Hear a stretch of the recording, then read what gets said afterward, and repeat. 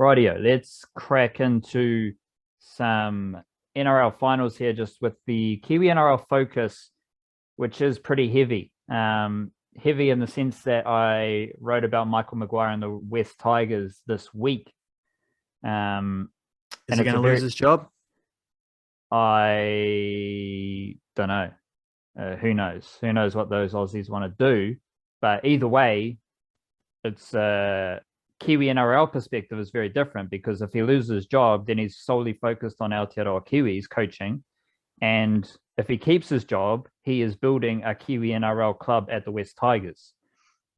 It's just that no one bothers to actually look into the players he is signing below the NRL level. Because I think I was like Ken Mamalo joined mid-season. Tuki Yep. Simpkins joined from the Cowboys prior to the season. Kalmatua Langi joined from the Storm. Like, all these dudes are joining the Tigers because of Michael Maguire. And I think he's building like a Polynesian culture thing there, because he does have, there's an organization called Awabaku, I think, Awabaku. Um, Forgive me if that's wrong pronunciation. It's like an indigenous charity organization in Australia. And Michael Maguire set up the link between the West Tigers and that charity, the Indigenous Health Organization. And there's a clear focus on Indigenous like culture at the West Tigers.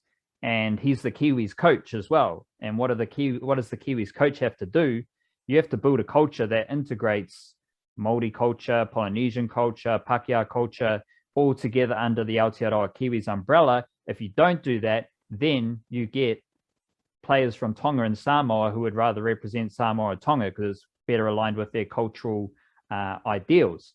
So Michael Maguire, I think he's building out like a Polynesian Māori culture aspect to the West Tigers, because all the players he's signing want to go there to work with Michael Maguire, but they're just not the superstar players that everyone wants to recruit and sign. Like Tuki Simpkins, straight out of Rotorua, he was one of the hottest footy prospects in New Zealand.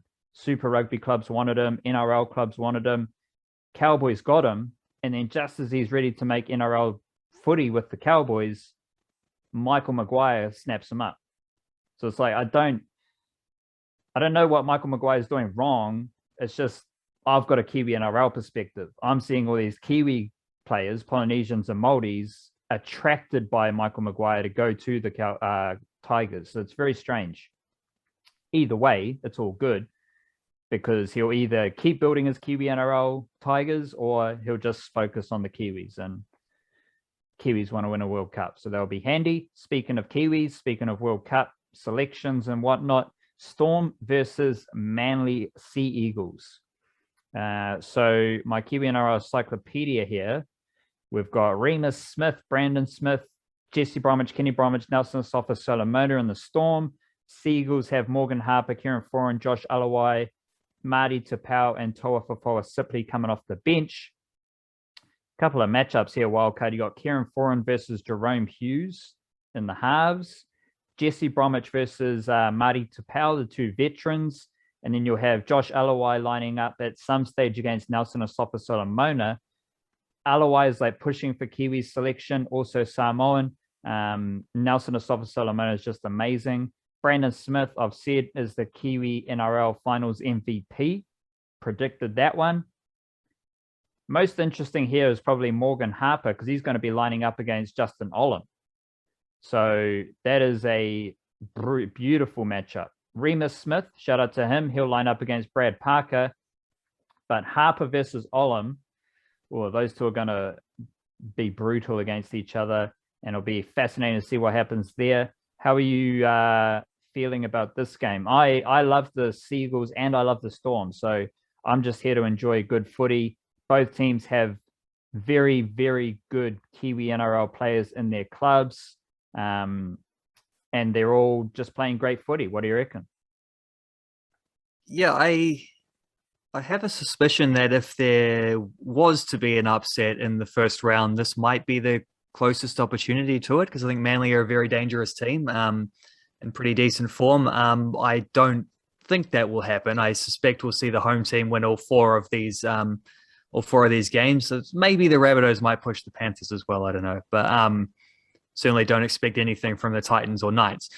I just the thing about the thing about the NRL when you're a Dragons fan is that everything has been quite horrific for a long time.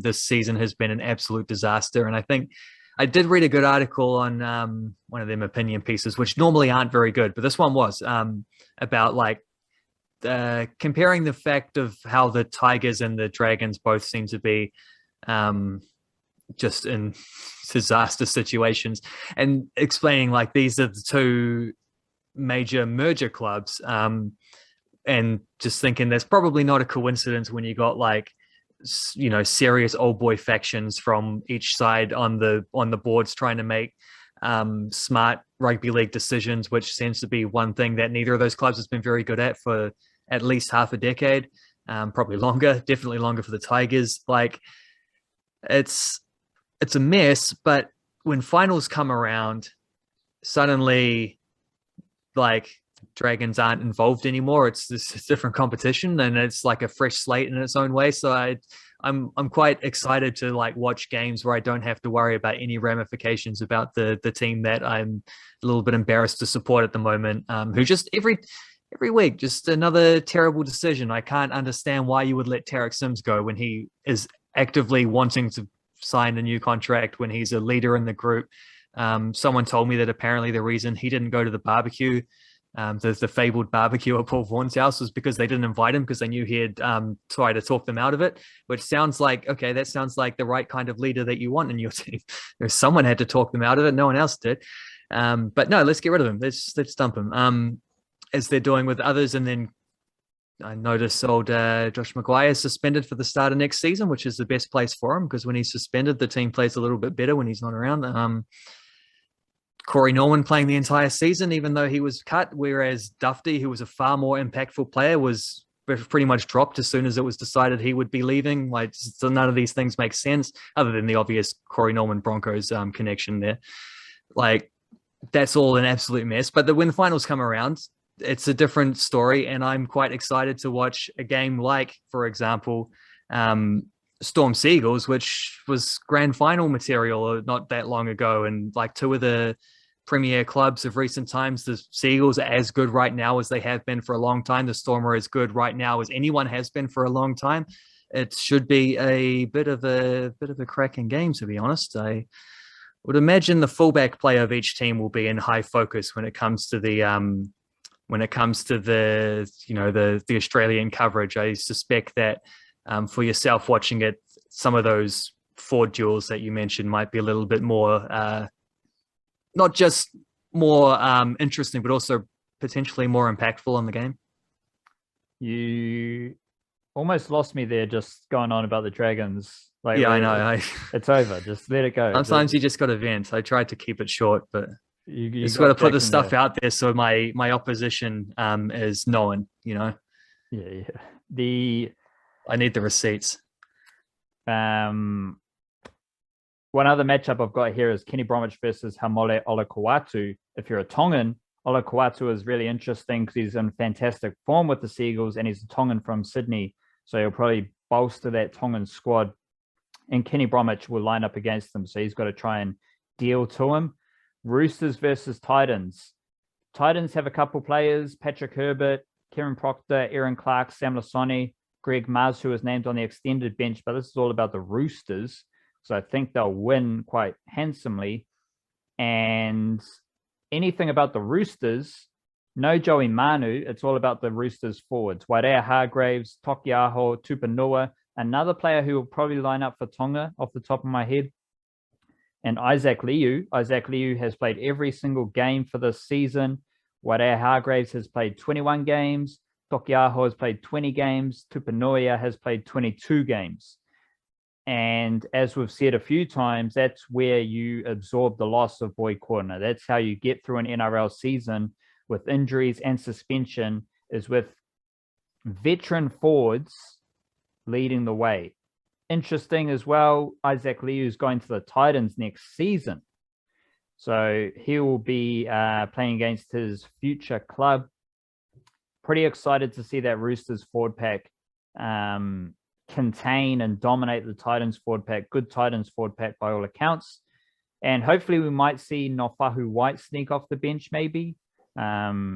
He's on the extended bench, sorry, but never know. He is massive. He is dynamic. I think he played as a midfielder for Kelston Boys High School first 15, and now he's a middle forward for the Roosters. So shout out to him. But I'm imagining you're going with the Roosters there as well. I'd imagine pretty much any sane person would be. I would think. Although the Roosters aren't quite the Roosters as they have been the last couple of years, just because they've had injuries and retirements throughout the season. They've probably almost never had a full strength team. Having said that, they're still this, even if it's lowercase the Roosters, they're still the Roosters, and they're probably going to smoke the Titans, even if the Titans are coming off. What did it end up being like? Where are they? My phone froze, but 44-0 it was in the end. 44-0 over the Warriors. Even though the Titans are coming on in a nice bit of form, I suspect that was probably like their finals. Like, let's just get to the finals, and then at that point we've done our thing. I don't see them lasting much longer if they fall a couple tries behind. I don't know. Everything about that Warriors game against the Titans was what good. I was just Colin going to ask you Gronholm earlier in the podcast. Colin de Gronholm isn't scoring runs, so he's like, fuck it, I'm just going to bowl, medium spin. And I think that's what the Warriors were doing. Like, they weren't scoring any runs. The Warriors were basically Colin de Gronholm batting in T20 internationals, and they were like, fuck it, like, let's just run amok here. And yeah, Matt Lodge giving it the Andrew Mertens to the crowd. Yes. I actually saw there was a old Auckland versus Canterbury game, NPC game, and Mertens was playing. He was playing against like Arini IE. Was a good one for Auckland. Good old days. But the thought I had in my head watching that game, I was like, I'd love to ask like Richie Mo'unga if like Andrew Mertens was his hero growing up. Because fuck, there's no way that's happening. Like, if you're like a young Polynesian Cantabrian, Andrew Mertens is not the bloke you're looking up to. I would imagine Carlos Spencer would be a closer bet. Yeah, but then Dan Carter does pop around, and everyone loves Dan Carter. Yeah, sure. Like, Dan Carter is not as what's the word? Like, Dan Carter's approval rating is 100%. Andrew Mertens' approval rating depends on where you go in New Zealand. We're from Auckland, so as you can tell. Great player. It might have had a little more trouble in a more recent era. I think maybe Dan Carter had the like perfectly well-rounded game to take things into to bridge between Mertens and Mo'unga, even though Carter was obviously a much better player than either. Probably the best number 10 New Zealand ever had. But like, yeah, I can see that.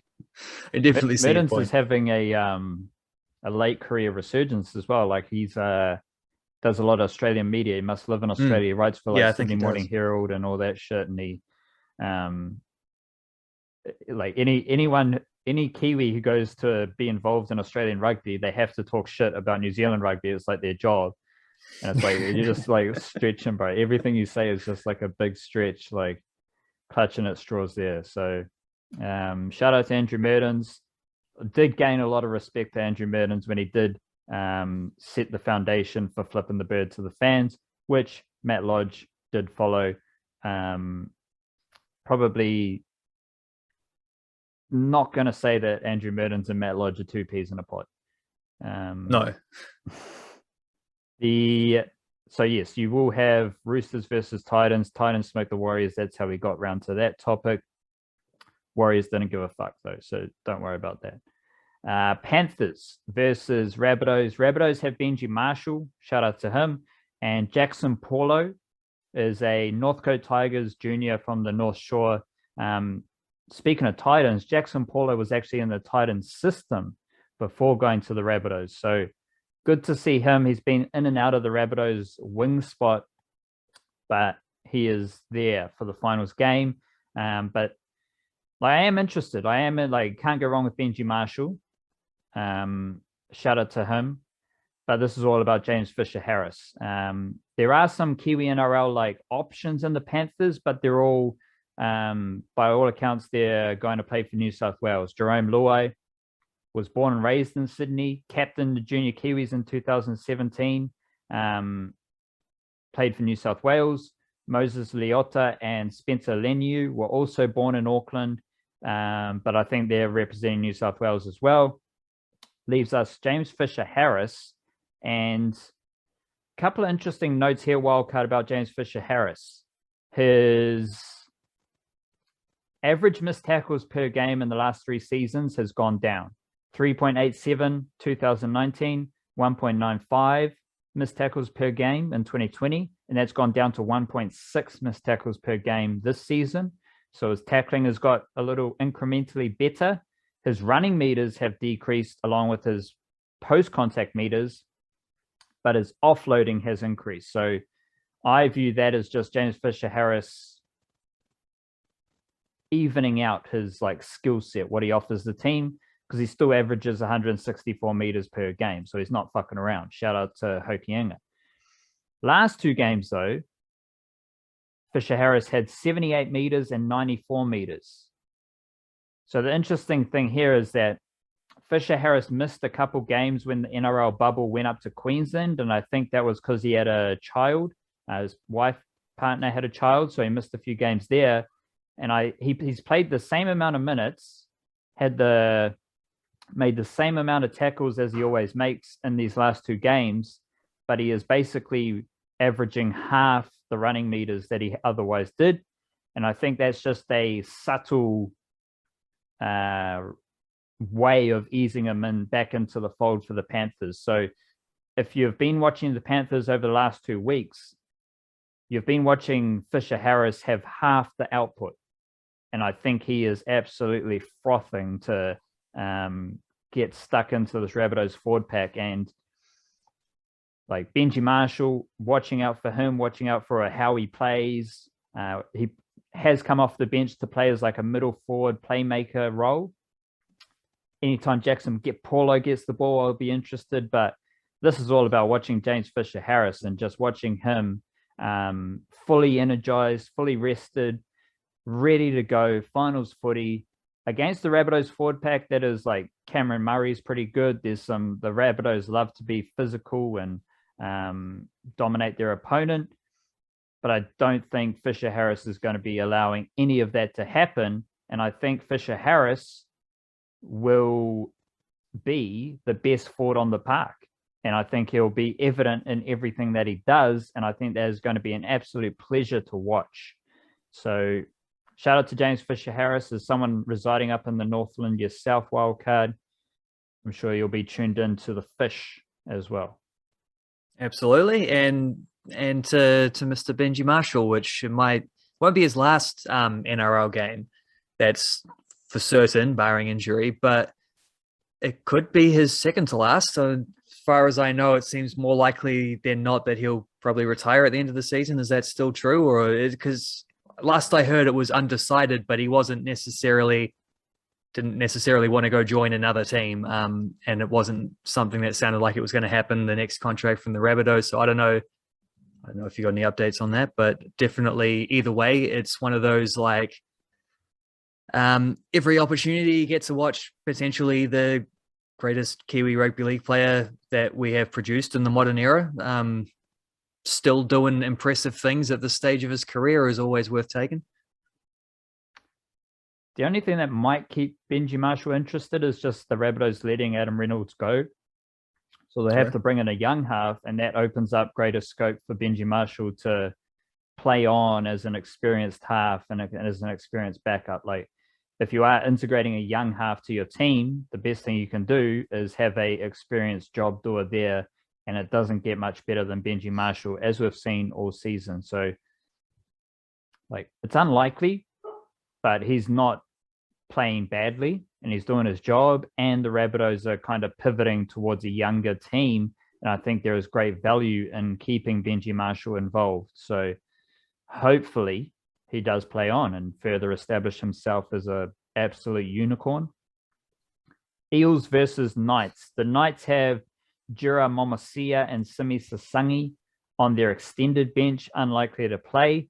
The Eels have Dylan Brown in the halves, Hayes Dunster. Shout out to the Eels because they have two players named Hayes, spelt differently, and they're both from Rotorua, which is pretty cool.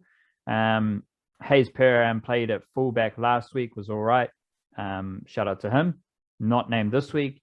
And then you've got Maratini Okori starting on an edge, Isaiah Papali'i coming off the bench, and Makahisi Makatoa coming off the bench as well. Papali'i played most of his games as an edge forward, and he started the last 3 games in the middle as a prop. So, whereas Maratini Okori's done the opposite. Maratini Okori started the season coming off the bench as like a middle forward, and now he's named to start on an edge. So that's an interesting move, but I think they want Isaiah Papali'i playing through the middle, so they'll bring him off the bench to come through the middle. And Makahisi Makatoa, like a lot of these dudes, like Makatoa is a late bloomer, kind of. He's from New Plymouth, but he's been around the traps for a while. So he's not like a rookie, but he is in his first NRL season. Just how some of these players entering the NRL have looked so at ease. Like, obviously, there's younger dudes like Reece Walsh, Jaden Campbell, Sam Walker. Like, all those dudes have just looked at ease in the NRL. And Makatoa, he's an older dude, but he's in his rookie season, and he is adding some starch to an already starchy Eels forward pack. Like, the Eels don't fuck around. Like, they are there to be physical. They are there to run into bodies, hit bodies, and Makatoa does a great job of that, as does Papali'i, as does Niokore. Dylan Brown is always a focal point of the Eels. It's an interesting game for Dylan Brown. There's been a lot of talk about like his try assists and how he doesn't do a lot of playmaking. I saw that Clint Gutherson and Mitchell Moses, they are both in the top 10 for try assists this season for the Eels. So if I'm trying to, and Reed Mahoney was like top 20. What did I have here? I've got it written down. Yeah, Mahoney is 18th in try assists. So the Eels have 3 players in the top 20 for try assists: Gutherson, Moses, and Mahoney. So, like, obviously I'm biased towards Dylan Brown, but also reading through the stats and what I'm thinking here, his role isn't to get try assists. His role is to make his tackles, run the footy, and kick. That's all Dylan Brown is there to do. Moses and Gutherson go about the razzle-dazzle. They go about setting up the players around them. So I don't think you can, like, be negative towards Brown for his lack of try assists when there is a clear plan with Moses and Gutherson to do the bulk of their playmaking. And if, like, Dylan Brown at the moment, he is averaging 1.21 missed tackles per game and 127 kick meters and 101 run meters. So you've got halves out there in the NRL averaging 4 missed tackles a game, 5 missed tackles a game, and other halves barely run the footy. Like, other halves are like, oh, we need him to run the footy more. Well, Dylan Brown averages 100 run meters and 1 missed tackle a game. Like, that's a pretty good half player. 21 years old, and he's easing into his work, 3 seasons, all of which is to say, fascinated to see how Dylan Brown plays in a big finals game against the Newcastle Knights, who I don't like as a team unless the Kiwis are playing Momosia, Sasangi, Stafford, Toa. But I am really interested how Dylan Brown performs in a big game if he does, because in theory, finals footy, everything tightens up. Same with playoff basketball and all that stuff. So you're going to see less points scored, and you're going to see more of a grit and grind style, set for set. What's really important in that type of footy?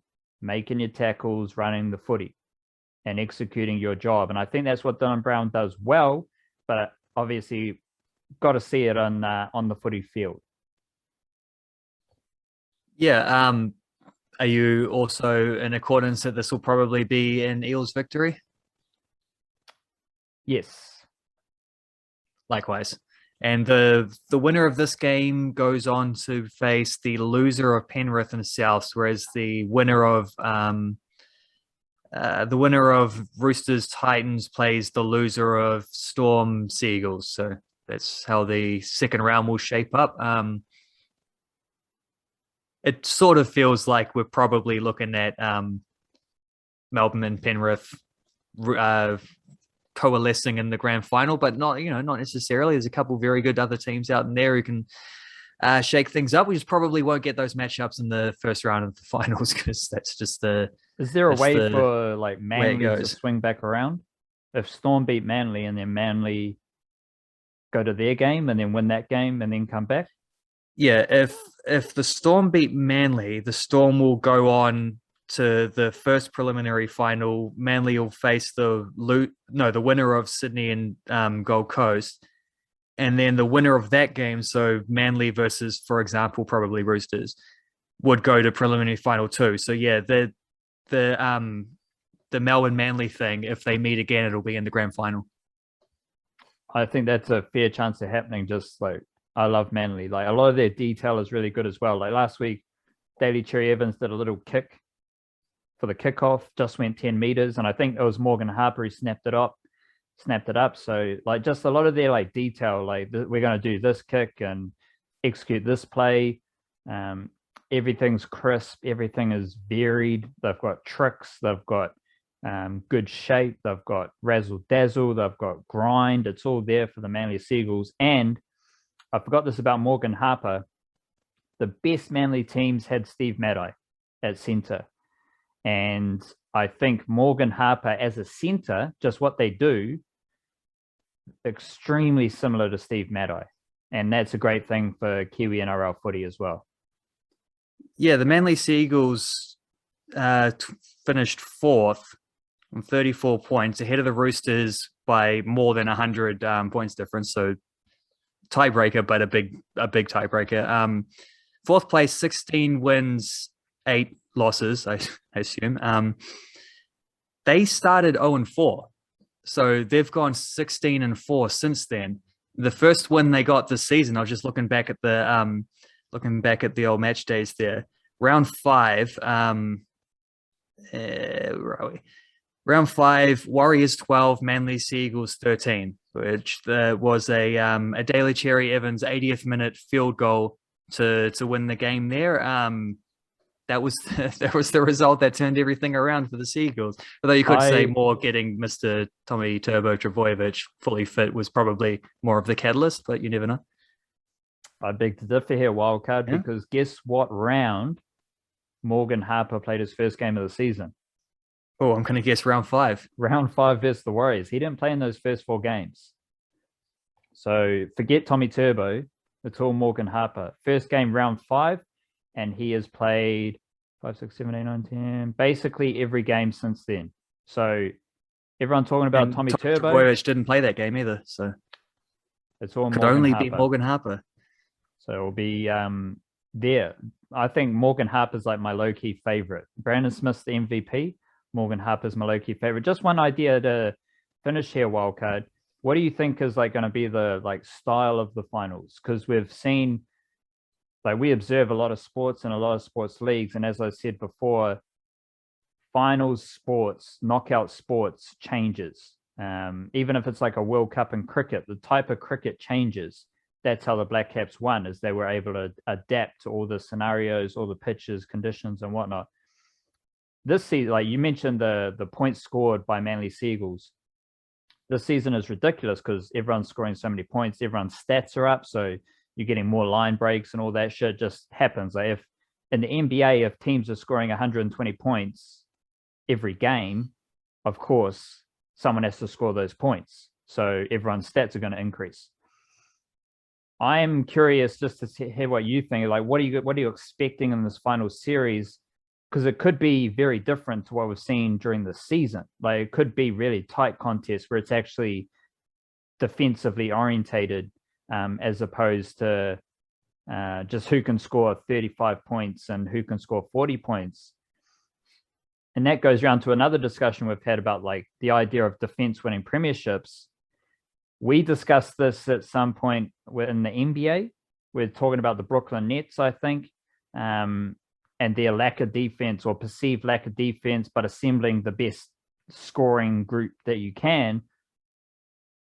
A lot of stuff happens and a lot of details happen, a lot of sliding doors moments. But you look at the team that won the NBA, Milwaukee Bucks, they did so with one of the best defensive players in the competition, Giannis, and a pretty good defensive team. And I'm just curious if that's going to apply to the NRL, where it's still going to be like, who's the best defensive team? Who can win a 12-6 game? Who can win a 10-8 game? Who can even win an 18-6 game? Like, I think that my intuition is telling me that that's going to be more important in the finals as opposed to who's going to win, 40-36 or whatever it is. Yeah, I reckon there will be. I still think we'll see a lot of points. I don't think we're going to be seeing 13-12s too much, but I do think we'll get a lot closer towards what you're saying, because a lot of the reason there were a lot of blowout wins is because the rule changes made it. The rule changes favored the team with momentum. So when you got up, it was easier to get up by further and further and further. So you were getting teams that were scoring 2 or 3 tries in a time where a period of dominance where they might have only previously scored 1 to 2 or something. And then when teams are down by 30 points with 55 minutes gone, you'll obviously see a lot of tries from the other team down the stretch of that game, when the team that's losing by so much is like, well, the game was over at halftime, basically. There's going to be a demotivating factor to that. We might still see a blowout or two in this first round. I think after that, though, we'll see a lot closer. I do think there will be lots of points, but then that doesn't make it any. I'm not saying lots of points doesn't mean like 48-46 results or anything like that. But I think we'll be getting scores in the 20s, but 20s to 30s. But like, that doesn't in any way de-emphasize the defensive factor either. I don't think. Like, it's the same thing whether it's 10-8 and you're trying, and like teams are just defending for most of the game, attacking breaks are sparse and crucial and defining, but it's on the back of great defense. But also, like, if it's 28-26 and one team is defending their line sort of thing near the end, like when you need that big defensive stop, that's just as important as even if you haven't been doing it for 78 minutes beforehand. If you need to defend your line against like a repeat set or something, up by 2 points or whatever in the last couple minutes, that's still the same premise, just in a shorter, rather than being spread out over the full game. So I still see that being, the teams that can do that, the teams that can get those stops, whether they can do it consistently over 80 minutes, the teams who can do it in a crunch situation on a single set of 6 are the teams who can also more likely to be able to do that over 80 minutes as well anyway. So it's kind of the same process, just maybe I think it might be because of the way it goes, the way it has been going this year. I wonder maybe it might just be a little more situational, the same theme, but situational type thing where, I mean, I don't know. I don't know if you would see, I'm just thinking about the Dragon season ended with like, they were down by about 18 points or something like that, scored a couple tries, got themselves back into the mix, and then were attacking down the very end. And of course, it was Corey Norman who dropped the ball and the last play of the game, rather than being able to get the attack and kick in for a try that might have tied it up. But I don't know how many. I don't know what the success rate of that would be, of a team who's down by a couple points attacking at the end, but I suspect the defensive team probably gets away with it more often than not. I don't know, but I'm hoping, rather than predicting, I'm hoping we get a few more of those, because it's always fun when you see just like everything on the line. A game could go one way or the other, or maybe even a draw for extra time. Like, it's the same concept as when you go into day 5 of a cricket test match and all 3 results are still possible, 4 results potentially. Sometimes you might even get a tie. If both teams can win, then you might be able to get a tie as well. I'm hoping for a few of those games, and I think we'll get a few of those games. Like, I expect that will come the finals, for all the reasons you mentioned and why this is usually the case, like the pressure and the situation and just better match teams and all this. Like, I suspect whether it's low scoring games or whether like the defense is in that sort of situational thing I was saying, I suspect that will still be a big factor. And I'm hoping we see a lot of those games. And I think we will, to be honest. Yeah, the situation thing is important because then it's like because each team is going to get like set restarts. So who defends the set restart? Who can defend even a like 7 tackle set starting on your 20-meter line? Who can actually D up and restrict that and shit like that, or defend your try line? Find the balance between conceding set restarts and not conceding a yellow card and just all that stuff. So definitely agree it's more situational. Definitely agree that it's time to end the podcast. So we will be back early next week with another episode of Variety Show, wrapping up all the shit we've discussed today. Pick it up to yourself. Kia kaha, stay beautiful. Cowabunga.